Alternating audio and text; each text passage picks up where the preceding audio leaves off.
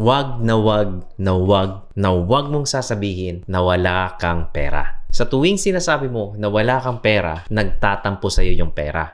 And by virtue of the law of attraction, sa tuwing sinasabi o iniisip mo na wala kang pera, ano sa tingin mo yung ina-attract mo? Tama, mawawalan ka o hindi kaya wala nang darating na pera sa'yo. So the next time na yayain ka ng tropa mo na mag-inuman o hindi kaya kumain sa labas o hindi kaya manood ng sine, instead of saying, "Sorry bro, wala akong pera," ang sabihin mo, "Sorry bro, wala akong budget." Sa tuwing may mangungutang sa'yo, huwag mong sabihin, "Sorry pre, hindi kita mapapautang, wala din akong pera." Ang sabihin mo, "Sorry pre, nakalaan sa iba yung pera ko." O hindi kaya, "Sorry pre, wala talaga akong budget sa pagpautang sa'yo." At kapag sasabihin nila, kuripot mo naman, wala ka bang pera? Excuse me, may pera ako pero wala akong budget para sa bagay na yan. It's a very simple thing to do.